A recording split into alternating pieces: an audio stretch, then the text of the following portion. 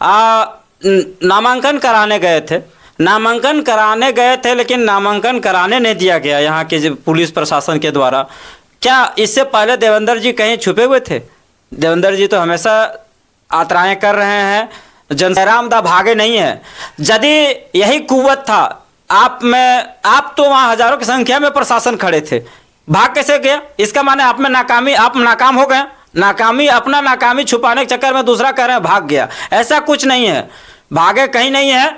और जयराम दा बहुत जल्द जो है सो आ रहे हैं। सब पूजा दी का नाम आ रहा है और है एक दो गो उनका भी नाम आ रहा है। इस लिया जाएगा डिसीजन बहुत जल्द लेकर के। आज हो सकता है बोल दे, कल तक ये डिसीजन आ जाएगा। ये बहुत बड़ा बात आप सुन सकते थे हमारे चैनल के द्वारा कि पूजा महतो जो है हो सकते हैं गिरिडीह लोकसभा से उम्मीदवार।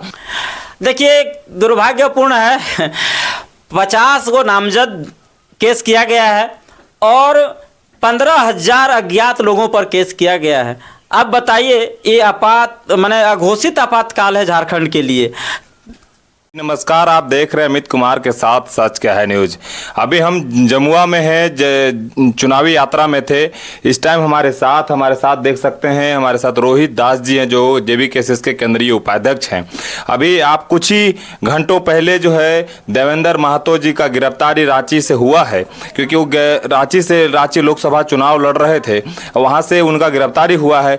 आइए इन्हीं रोहित दास जी से जानते हैं, क्योंकि JBKSS के उपाध्यक्ष हैं, केंद्रीय उपाध्यक्ष हैं। इस विषय पे चर्चा करते हैं कि क्या है मसला वहाँ का। रोहित दास जी, जो रांची में इस तरह का घटना घटा है, यह बहुत ही दुर्भाग्यपूर्ण है और इसको लोकतंत्र की हत्या ही का संज्ञा दे सकते हैं आप।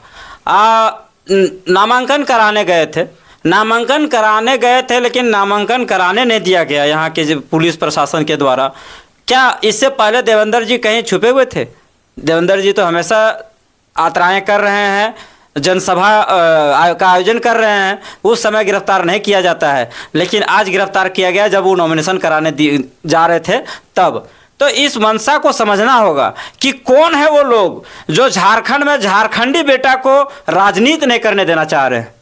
जब झारखंड में झारखंडी बेटा राजनीति करने जाता है तो बाहरी लोगों का पेट गल रहा है। वहाँ आज संजय सेठ जी हैं, संजय सेठ जी बाहरी हैं। आज वहाँ अनुकंपा कहिए, पिताजी पहले उनका वहाँ पर लड़ते थे चुनाव, अब उनके जगह पर उनकी बेटी को वहाँ पर जगह मिला है। इन लोग को लग रहा है कि यहाँ का बेटा बन जाएगा विधायक, यहाँ का बेटा बन जाएगा सांसद, तो वो लोग ये हथकंडा अपना रहे हैं। आखिर क्या कारण था? जनता के बीच जाते, यदि आप बेहतर थे तो जनता आपको चुन करके सदन भेजता, लेकिन नहीं। लेकिन आप जो है सो चुनाव से डर गए हैं, पुराने चुनाव की पद्धति पर ही आप आना चाह रहे हैं। और जनता जब आज उनके साथ खड़ी थी तो आज वो डर से ऐसा हथकंडा अपनाए कि झारखंड के बेटे को चुनाव लड़ने ही नहीं दिया जाए। अभी आप देख रहे हैं कि केंद्रीय उपाध्यक्ष आप भी हैं और केंद्रीय उपाध्यक्ष देवेंद्र जी भी थे, तो आप लोग क्या पार्टी के द्वारा निर्णय क्या लिया जा रहा है? क्या चुनाव फिर वहां से मतलब रांची लोकसभा से फिर संसदीय क्षेत्र से किनको लड़ाएंगे अगर वो नहीं लड़ पाएंगे, या फिर दूसरे कोई लड़ेंगे? नहीं, ऐसा कोई बात नहीं है। चुनाव नहीं लड़ पाएंगे ऐसा बात नहीं है। आप देखे होंगे बहुत सारे लोग, बहुत सारे सांसद जो है जेल में रह करके यूं बन गए, जनता के लिए काम कर रहे हैं। वो कोई चोर डकैत तो है नहीं, जनता की लड़ाई लड़ रहे थे वो। तो जनता की लड़ाई यदि लड़ रहे थे तो जनता इस चीज़ को देख रही है कि किसके लिए वो जो है सो जेल जा रहे हैं सो। और यदि जनता के लिए जेल जा रहे हैं तो आज एक देवेंद्र दा भले जेल चल जाए, लेकिन वहाँ हजारों लाखों देवेंद्र दा खड़े हैं जो चुनाव लड़ेंगे और चुनाव जीतेंगे भी। क्या लगता है कि चुनावी लोकसभा चुनाव को लेकर के जैसे चाहे जयराम दा हो चाहे आपके देवेंद्र दा हो, सब पे टारगेट किया जा रहा है? एकदम टारगेट किया जा रहा है।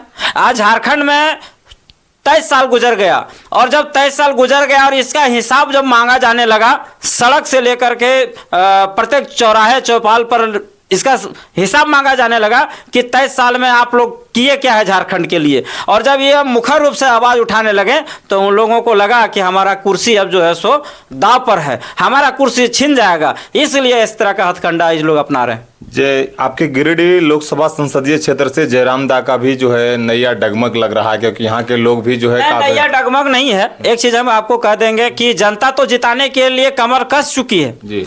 ये तो प्रशासन को लग रहा है, ये तो वहाँ के जो विपक्षी नेता लोग हैं उन लोगों को लग रहा है कि एक मजदूर घर का बेटा, एक किसान घर का बेटा, एक छात्र नौजवान संसद बन जाएगा।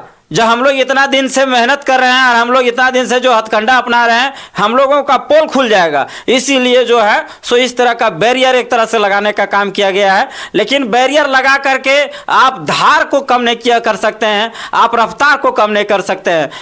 हमारा चाहे टाइगर जयराम दा हो, चाहे देवेंद्र नाथ महतो दा हो, बोले ना कि ये 2 साल के संघर्ष जो हुआ है, इस दरमियान में लाखों देवेंद्र नाथ महतो जी, लाखों टाइगर जयराम दा खड़े हुए हैं और चुनाव में इसका आपको रिजल्ट भी देखने को मिलेगा।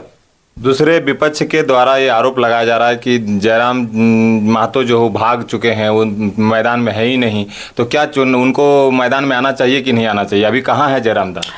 देखिए, आपके चैनल के माध्यम से उन लोगों को, तमाम लोगों को हम कह देना चाहते हैं कि जयराम दा भागे नहीं है।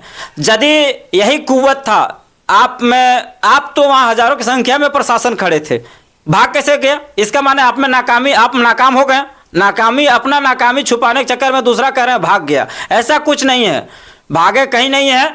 और जयराम दा बहुत जल्द जो है सो आ रहे हैं सबके बीच में। टाइगर छुपता नहीं है, ठीक टाइम पर आएगा। जयराम जी आ रहे हैं, आपके चुनाव लड़ेंगे, फाइनल है? तैयारी तो पूर्ण रूपेण है हम लोगों की। कह रहे हैं कि उनका नॉमिनेशन रद्द हो जाएगा। देखिए, ये सब हथकंडा ये लोग अपना सकते हैं, क्योंकि ये लोग डर गए हैं। ये लोग को डर लग गया है। जब वहां बिना पैसा का जब लाखों लोग खड़ा हो गए, तो इन लोगों को लगा कि हमारा कुर्सी कहीं ना कहीं छिन जाएगा, इसलिए इस तरह का हथकंडा अपना रहे। ये आज के डेट में जहां दूसरे दल के लोग 500 रुपया दे करके कार्यकर्ता को ले जा रहे हैं वहां पर, वहां एक दूसरा उदाहरण पेश किया जा रहा है जेबीकेएसएस के द्वारा कि लोग अपने से चंदा करके, अपने सहयोग से उनको सहयोग किया जा रहा है और साथ ही उनके रैली में, उनके सभा में लोग जा रहे हैं। तो ये सब डर उन लोगों को सताया जा रहा है। जयराम महतो को किनसे ज्यादा तकलीफ है इस जो अभी इस तरह से मामला आ रहा है सामने? जयराम महतो को किससे ज्यादा तकलीफ है इस चीज को लेकर के? देखिए, तकलीफ तो उन तमाम दोनों लोगों से है, कोई अछूता नहीं है। और दोनों मैंने चुनाव में भले बाहर दिख रहे हो कि अलग अलग है, लेकिन दोनों लोग ये अंदर साठ गांठ में है कि किसी तरह से भी, जैसे भी हो, जयराम को चुनाव से रोका जाए। लेकिन जयराम दा रुकने वाले चीज़ नहीं है। आज जयराम दा जो है सो एक नाम नहीं है, एक विचारधारा है जो जन जन तक पहुंच चुका है। इसीलिए आज जन समर्थन उनको मिल रहा है। इसीलिए ऐसा कुछ नहीं होगा। यहाँ की जनता ठान चुकी है इस बार कि जयराम जी को यहाँ का सांसद, गिरिडीह का सांसद बनाया जाएगा। अगर जयराम महतो को नॉमिनेशन कैंसिल होता है तो गिरिडीह से कौन चुनाव लड़ेंगे? देखिए, नॉमिनेशन रद्द नहीं होना चाहिए। यदि ऐसा होता तो चुनाव आयोग फिर से 7 तारीख को नहीं बुलाती, लेकिन रद्द नहीं होगा। और यदि ऐसा होता भी है तो प्लान बी है, उसके लिए भी काम हो रहा है। उसका डिसीजन जो है सो केंद्रीय टीम लिया जा रहा है, सब मिलकर। कौन आ रहे हैं गिरिडीह से? अभी तो पूरा क्लियर नहीं है, लेकिन पूजा दी का नाम आ रहा है और है 1-2 गो उनका भी नाम आ रहा है। इस लिया जाएगा डिसीजन बहुत जल्द लेकर के। आज हो सकता है बोल दे कल तक ही डिसीजन आ जाएगा। ये बहुत बड़ा बात आप सुन सकते थे हमारे चैनल के द्वारा कि पूजा महतो जो है हो सकते हैं गिरिडीह लोकसभा से उम्मीदवार, क्योंकि अगर ऐसा उनका नॉमिनेशन कैंसिल होता है जयराम महतो जी का, तो पूजा महतो चुनाव लड़ सकती हैं। और आप रोहित दास जी बताइए कि लगातार जो है जयराम दा इसके चुनाव नॉमिनेशन से पहले गिरिडीह में घूम रहे थे, तो पहले भी तो गिरफ्तार किया जा सकता था। यही तो सवाल है। और आपके चैनल के माध्यम से सबसे ही कहेंगे, तर्क करिए कि क्या इससे पहले जयराम दा तो छुपे नहीं थे, वो घूम रहे थे, जनसभाएं हो रही थी, जनता के बीच में थे। पुलिस प्रशासन को भी पता था कि वो लोग भी दे रहे थे परमिशन, प्रत्येक दिन परमिशन लिया जा रहा था कि आज फलना रूट में हमारा जन आशीर्वाद यात्रा निकलेगा, आज फलना रूट में हमारा जो है सो नुक्कड़ सभाएं होगी। ये प्रशासन को लिखित आवेदन दिया जा रहा था और परमिशन लेकर के ये सभाएं हो रही थी। लेकिन उस दिन जो है सो नहीं, उनको गिरफ्तार किया गया। और गिरफ्तार कब किया गया? जब वो नॉमिनेशन कराने गए तब, क्योंकि एक मेंटली प्रेशर बनाना चाह रहे थे कि इससे वो जो है सो हतोत्साहित हो जाएंगे और पीछे हट जाएंगे। लेकिन इसमें पीछे हटने वाले नहीं हैं। और आपके चैनल के माध्यम से हम एक चीज़ कहेंगे कि वो कहते हैं ना कि जितना संघर्ष होगा हमारा ना, उतना हम में तेज धार आएगा, उतना ज़्यादा हम लोग मजबूत होंगे। अच्छा, अभी जयराम जेबी केसेस के कितने पदाधिकारियों पे केस हुआ है? देखिए, दुर्भाग्यपूर्ण है 50 को नामजद केस किया गया है और 15,000 अज्ञात लोगों पर केस किया गया है।